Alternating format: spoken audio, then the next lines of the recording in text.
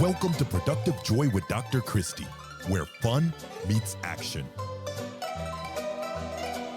Hi, friends. Welcome to Productive Joy. You're in for such a treat today. But before we jump in, if you are not already following this podcast, please do. That way you get notifications every time we drop a new episode.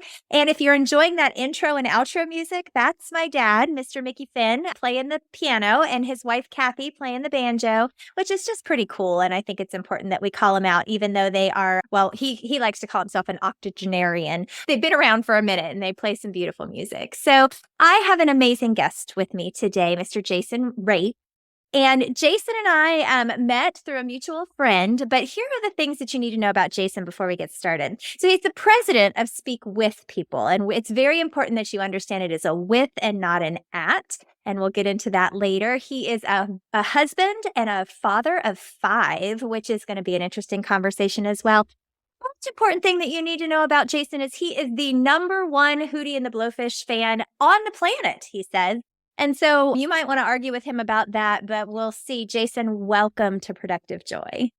My goodness. Thank you so much. I have loved listening. I was so excited when I saw that you were starting a podcast, and each episode has been just dynamic. I mean, just incredible. Thank you so much for having me.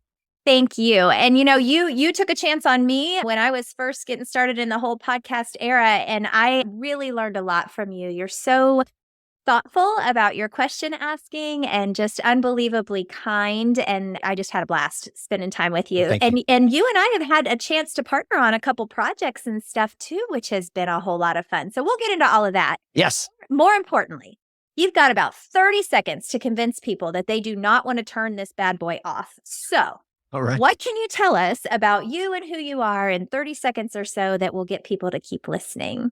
Oh my goodness. Wow. 30 seconds. All right. Well, Go.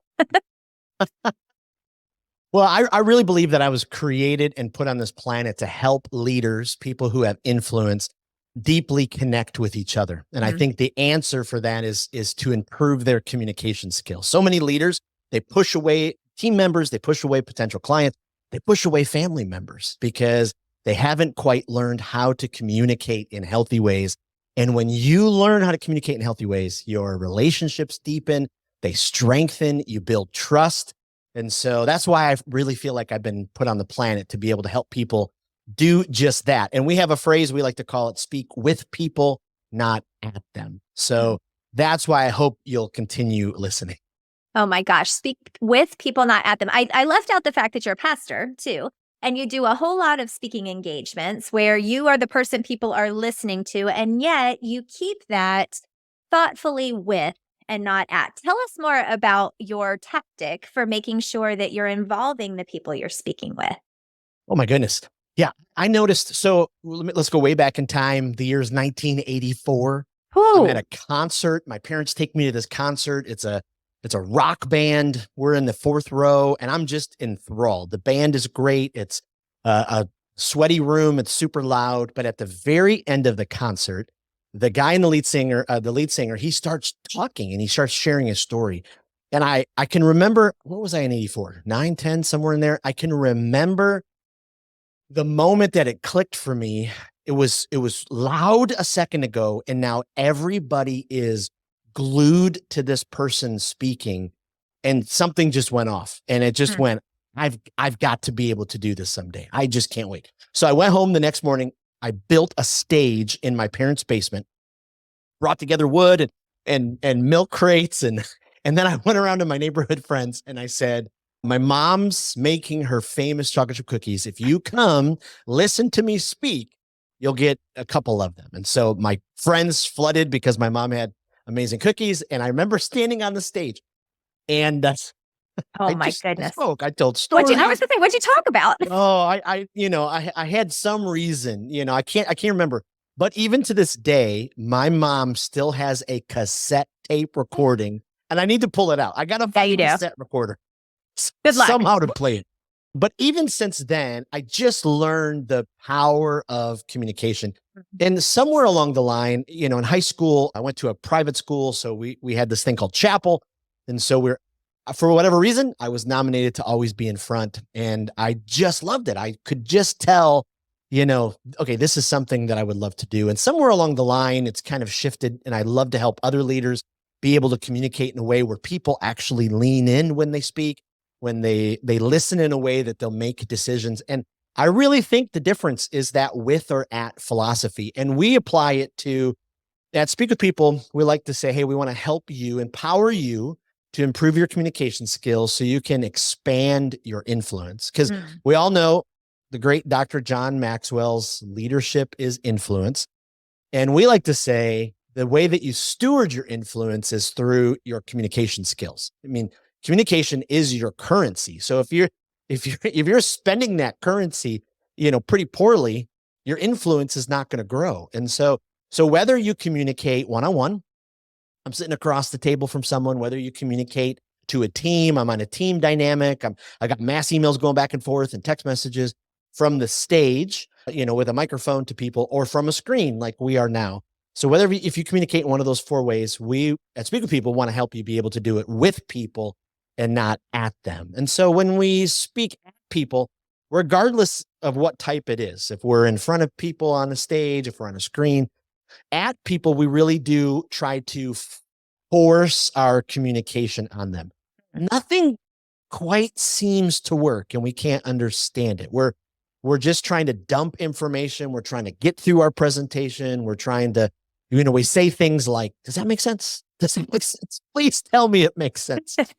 But we don't listen to the answer. We just went to that. We don't listen. Okay, good. Yeah. And so when we communicate, when we speak at people, it's like we build up this giant wall between us and them.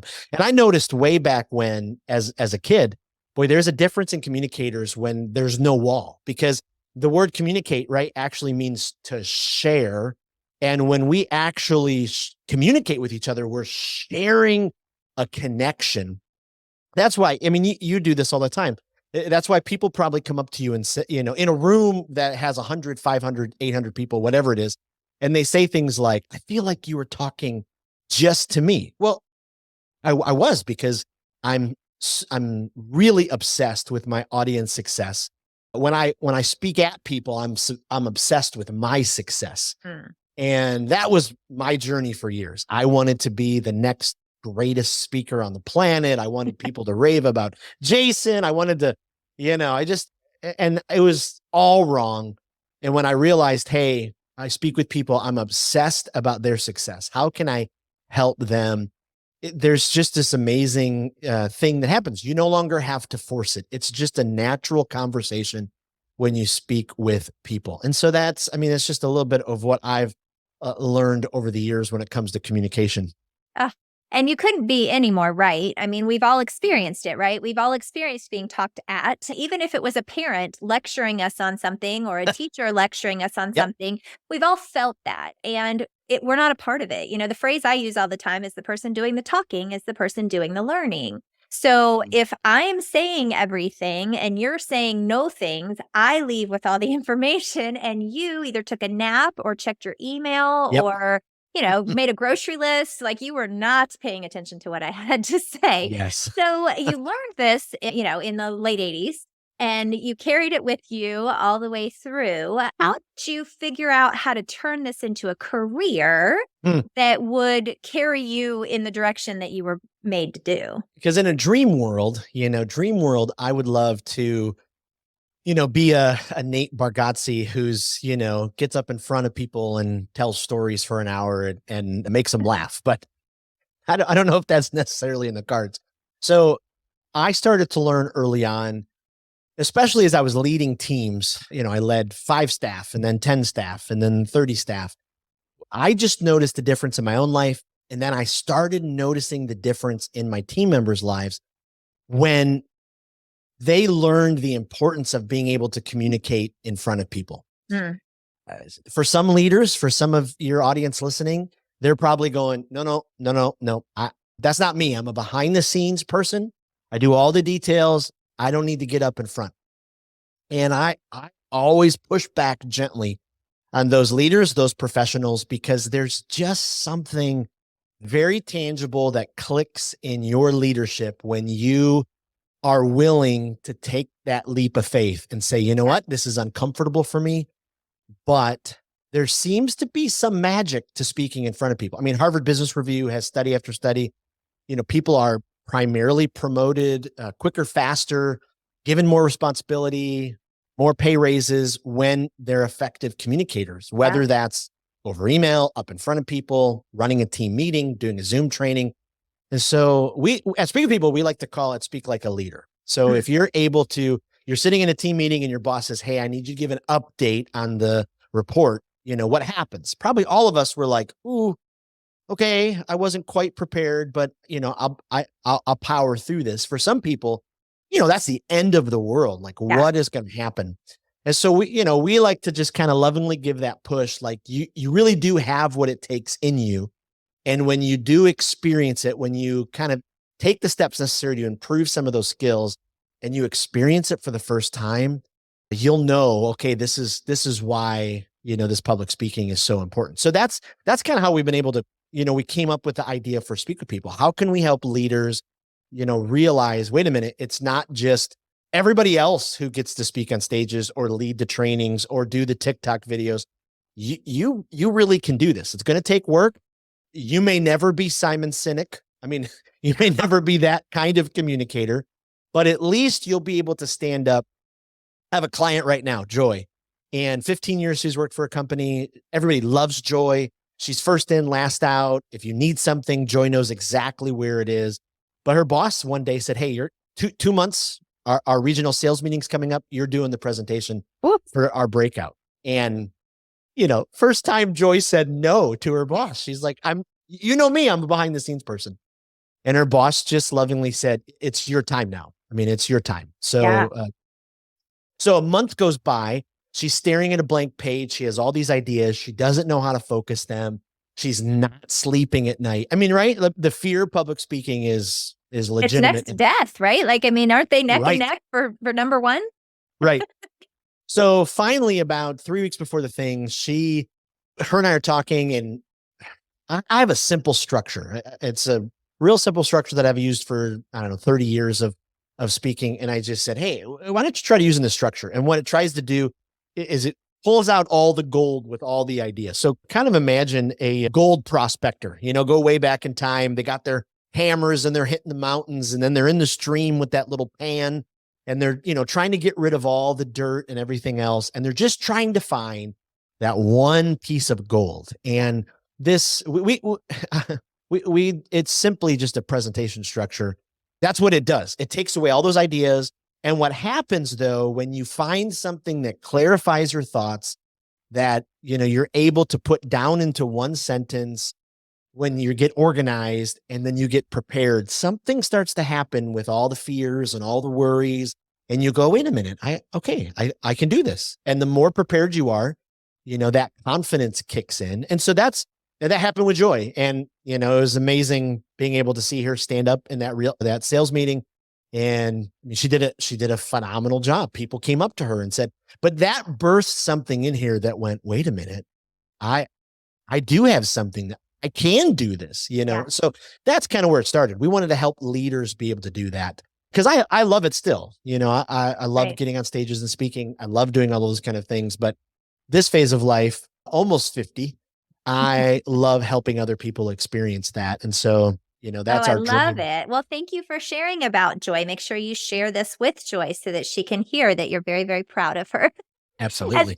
As well you should be. And what I heard was that you help people figure out what their target is, they can hit it. Because the biggest mistake I think we make in business as a whole is we don't have a clear target. So we have no idea whether or not we are successfully doing what we're supposed to do. We're just kind of aiming at this wall over here and hoping for the best. Yep. And it sounds to me like what you do is you talk through the noise until you say, here's your target. Okay, then let's take aim towards that target, right? Like, let's figure out how we hit that target. The other thing you said a second ago was about influence, and that you wanted to help people expand their influence through great conversation. Something that I talk about a lot that I think is relevant here is that, see this little tiny thing, if you're watching this, I'm looking through my fingers like a little itty bitty dot, that's your sphere of control, right? But if you stretch your arms as big as you can stretch them, that's your sphere of influence.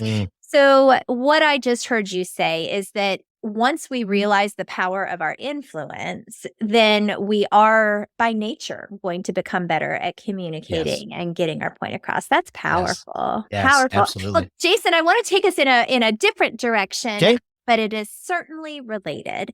So I know that you have taken this passion of yours and you've turned it into a career. You have figured out how to help people and be a leader among leaders and get people to communicate more effectively. But what I want to know is, what's your definition of productive joy? Would that be productive joy? I don't know. What's productive joy? Ooh, that is great. That is great. I think for me, productive joy is when it's the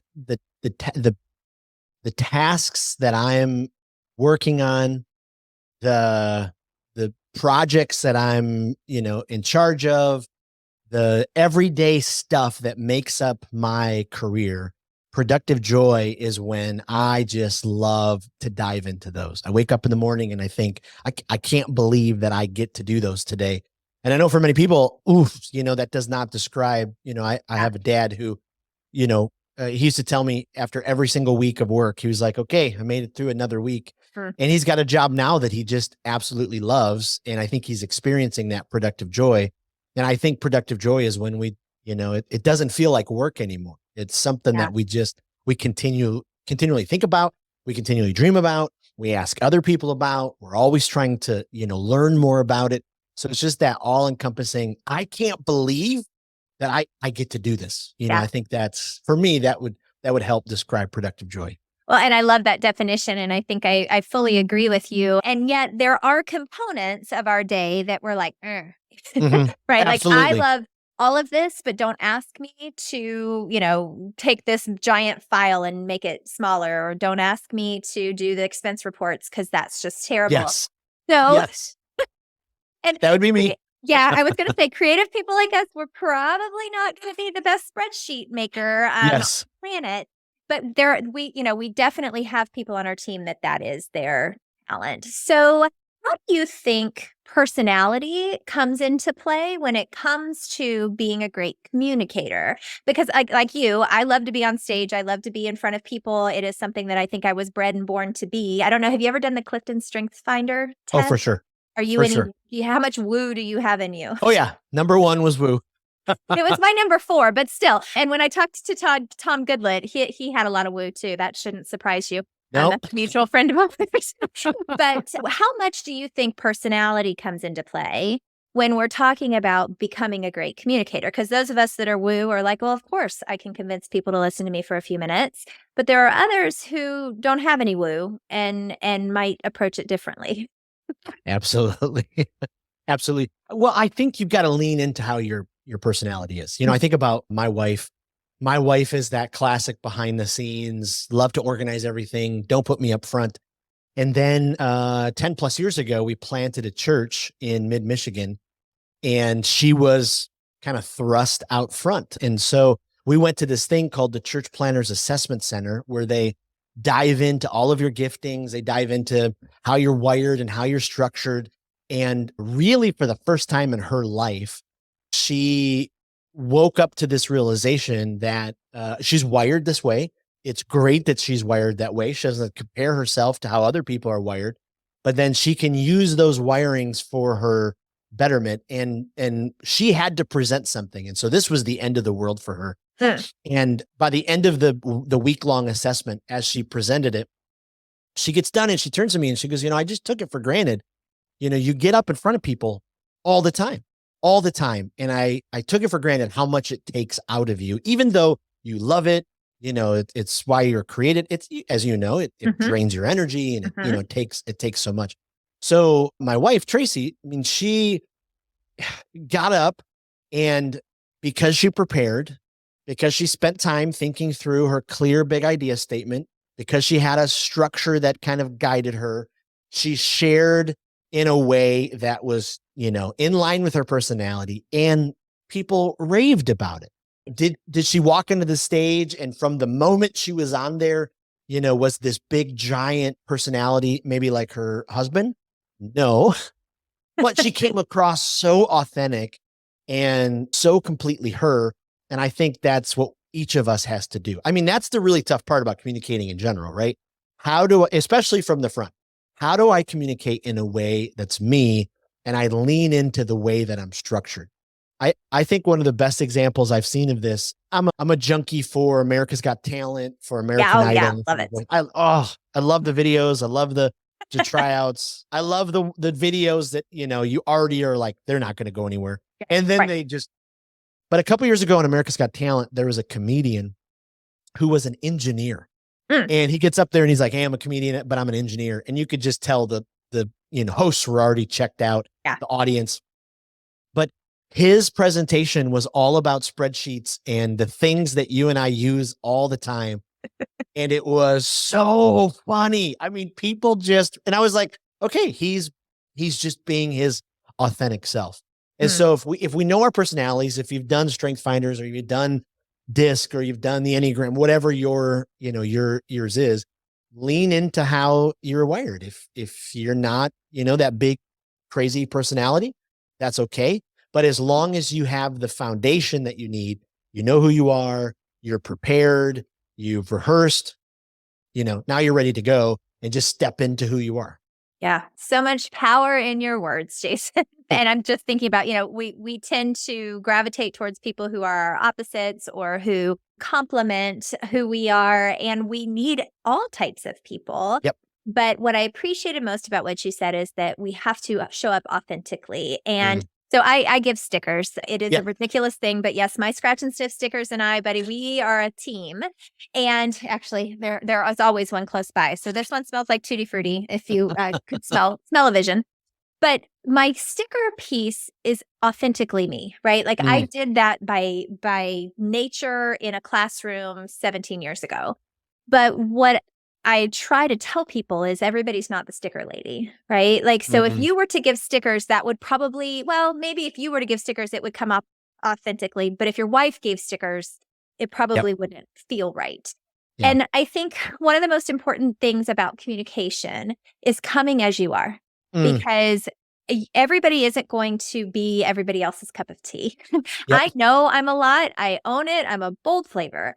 But being that bold flavor works for me because it's who I am. And what I'm hearing you say is that when you work with people, you help them figure out who they are first and foremost, and then how they can leverage that part of them to become the best communicator possible. And that's talent. I'm impressed. So I'm curious because I know you have 5 children. And I only have 2, a boy and a girl set of twins. But even though they came out of the womb on the same day, they could not be any more different. So I'm going to guess that out of 5, you have a lot of different personalities represented. What sort of support do you give your own kids when it comes to communication, since they are all wired differently? Oh, such a good question. Such a good question. And it took years to figure it out. I prided myself as a communicator. Wait, I can stand in front of a couple hundred teenagers and get them to listen. Why do my kids not listen? Because they're genetically related to you. Yes. They grew up seeing dad on stage. So it has a little bit less, and they know my stories and then they'll correct them. Yeah. But it was difficult for years trying to figure out, okay, how do my wife and I, how do we lean into how each of them were, because everybody, right? We have a different communication method. We have a different listening style. And so you've got to learn, their listening style as well. And then we adopted a little boy from China who a year after, maybe a year and a half after we adopted him, he was diagnosed with autism, and he's on the spectrum, and he has, lots of sensory struggles and issues. Everything is loud. He has really long hair because, the scissors feel like they're stabbing him. He says, if I take him into a men's restroom and the blower goes on, it's, kind of like the end of the world. And then to one other, kind of false swoop, when our current 21-year-old was in high school, he went through a massive depression, anxiety, panic attacks, and we took him out of school. We didn't know. There was days where he'd be in bed 15, 16, 17, 18 hours a day. We didn't know what to do. So we're back and forth from doctors and psychologists and psychiatrists. And nutritionists. And I mean, and there was no communication because he didn't know how to communicate when he was in the depths of the depression. I'm saying all of this is because it's so very important for you as a parent and especially as a leader to lean into your own health. Because if you are leaning, and when I say health, I mean, immediately people are like, that's right, I work out, I do CrossFit. Yes, I think that's one of the five, though. You've got to lean into your physical health, your mental health, your emotional health, your spiritual health, your financial health. Because when you invest in yourself, you fill up your tank, you're able then to invest, listen, pour into your children. So for me, as I watch them develop, and I've always been a leader and a dad who's tried to push people to do something before they're ready. Not like I'm just, toss them in front of a train, but my oldest, she's the stereotypical firstborn, straight A's, so, okay, time for you to get up front. And so, it kind of push her into that and then get her feedback. And then, our secondborn, when he went through, his things, and then we finally got him help through the Amen Clinic, which was just this amazing place. Dr. Daniel Amen is the person who did it. Long story short, he was the first psychiatrist in the country to do brain scans. So his thing was like, we're the only medical doctor who doesn't look at the organ. So they looked at brain scans, they did all these tests, and I mean, they were able to pinpoint with like unbelievable precision what was going on. Wow. And tweak some things. If you met him now, you'd be like, okay, this does not line up with the stories. But even now as a dad, he's still extremely introverted. I'm a question asker. How's your day? What's happening? What's going on? What's your favorite? And I've had to learn, I just have to back off a little bit. I got to get ready for when they're ready, which is typically at, 11:30 at night. And I've been asleep for 4 hours. Oh, worst. Yes. That's when they want to talk. And you're like, oh, yes. Really? Yes. But it's the best thing a parent can do is to just learn that balance of, okay, there's some conversations that have to happen, but if I really want to have a meaningful connection with one of my children, especially in the teenage years, I need to wait for when they're absolutely ready. And so, for each one, I've just had to learn those kind of key personality things. Even my youngest with autism now, he's not totally nonverbal, but about 60% of the time he communicates through grunts or groans, or he's has no filter. So we'll be in a store and he'll ask why that person smells, they're a foot away, or he'll just say, you smell bad, things like that. That's fun. Yeah. So I've had to learn that balance. Actually, the book Cues by Vanessa Van Edwards has been just a magical book, not only for my leadership, not only for my networking, but for my parenting and really even my marriage. Because she in there breaks down, okay, here's all the different cues people are giving if they're an extrovert, if they're an introvert, if they're, different personality types. And here are some questions that will, and she really like challenges people. No more boring questions, ask questions that really drive the genius out of other people. Oh, I like that. So, yeah. So that's been huge for me. One, just making sure I pay attention to their personalities and not try to force my personality onto them. Two, waiting for when, they're ready instead of trying again, force it. And then three, not arming myself, but putting better tools in my toolbox when it comes to better questions, questions that have a meaning. And so those things have really helped with the communication for each of our kids. Well, and thank you for sharing and being vulnerable and letting us know a little peek behind the curtain about your family. And it's encouraging that you recognize that, one size doesn't fit all, and that you have to figure out what your kiddos need. Something that Jason and my husband's name is Jason too, but have figured out is that stereotypically speaking, right? So we know the stereotypes hold some truth to them, but they're not always 100% accurate. But stereotypically speaking, women communicate knee to knee and men communicate shoulder to shoulder, meaning, women can sit down and have coffee and share all the things and just chat and it's lovely. But men typically need to be playing a video game or golfing or, taking a walk or doing something where there's some sort of distraction. And so that's something that's worked really well in our family, but also with our couples. We work with people who are getting ready to get married Mm, and giving them that communication skill, because it took us years to figure out that Jason wouldn't tell me anything unless we were on a walk. And mm. about a mile into the walk, he'd be like, "Oh, and then this happened, and I need to do this, and I don't understand, and I need help." Yep, And it was because of that shoulder to shoulder versus knee to knee. absolutely. Yeah. Even learning those type of skills from people who are a couple, years down the road, so Yeah. valuable. I will say this: we did a podcast episode earlier last year, my son and I, where he came Nice. back and he talked about it, and so we if yeah, it always happens when I share the story, I'll get emails or, people who are struggling Mm. and they always want to know what can I do? What can I do? What can I do? And one of the things, that was so helpful is he spoke from the perspective of someone who, was going through some of the mental health things. What's the best ways to speak to people? Because especially as parents, when your kids are flipping out, you're like, what's wrong with you? Just tell me what's wrong. How can I fix it? And the same thing in marriages sometimes. And Yeah. sometimes you need that perspective to go, okay, I know that they love to walk. Let's go on a walk and let's Mhm. see how the conversation goes. Or I know that they love to talk when they're, my son will talk, you know, uh, like there's a million words in his vocabulary when he's got his gamer headset on. And I'm like, wait a minute, what is Yeah, happening okay. here? That's funny. So just being paying attention to those things and then seeking out mentors. I love that you're mentoring. Mhm. I've been, a boys small group leader for many years. Uh, and so now I'm in I don't know how many versions of it now, but I'm in the phase now with these 15, 16-year-old guys where they text me and, it was the first 6 months are horrendous, Oh, because yeah. they're like, who is this guy? Why is he here? What's happening?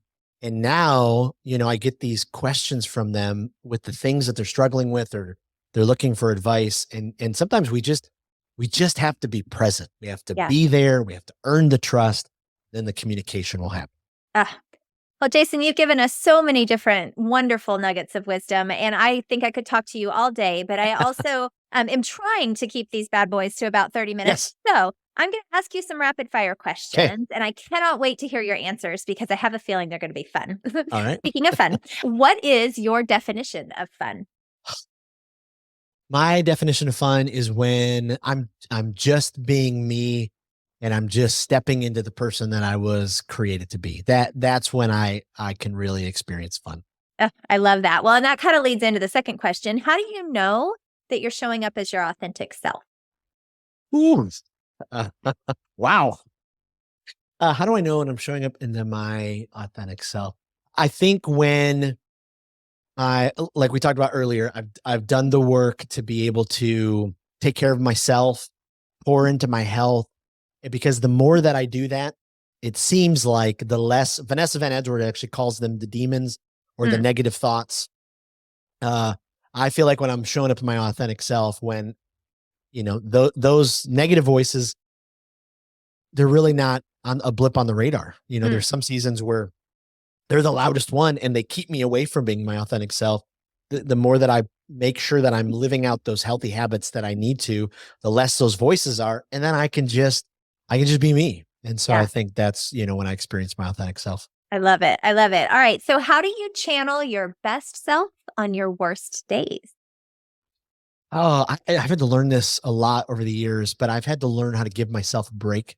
Mm, For years, it's just you're a driver and you want to succeed and you want to be and you're going to mess up. And so I went through a couple of pretty giant failures. One of them speaking, I had dreamt of speaking to this event, which was 1,000 people. And then I got there and just, it was okay, but it was not great. And that experience of getting to that place where I'd put all the focus on myself and, everything, it just taught me a giant lesson you know, to not get to that place again. So I can just lean into who I was and, do the things that I know that I was created to do. nice. Nice. Okay. Last question.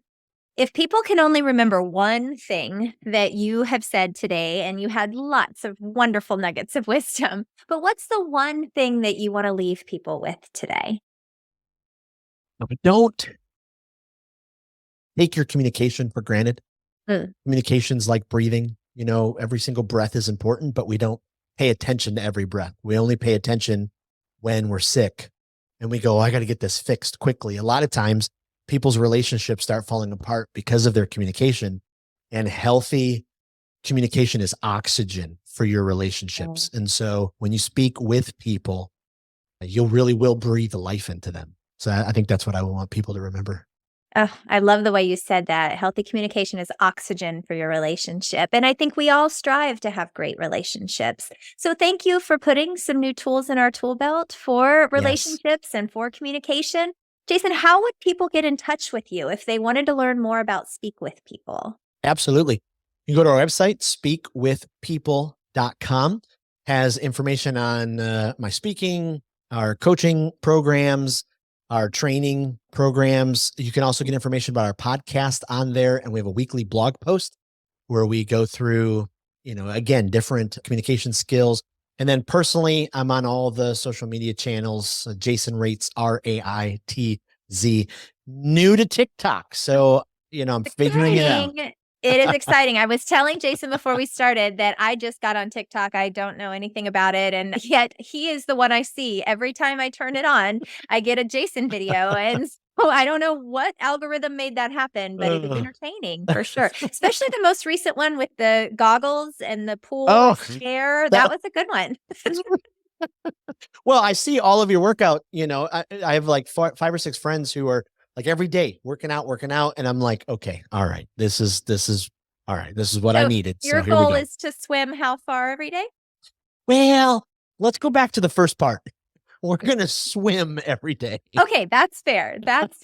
Long story short, I'm missing a disc in my back. And so they want to do a fusion. And so, years ago I ran 5-10 miles a day. Anyway, so now I can't, if I move the wrong way, back is gone. So I want to start building up, the swimming. So right now I'm going to get in every single day and do, 5 laps in our little pool. So so I'm building up to it.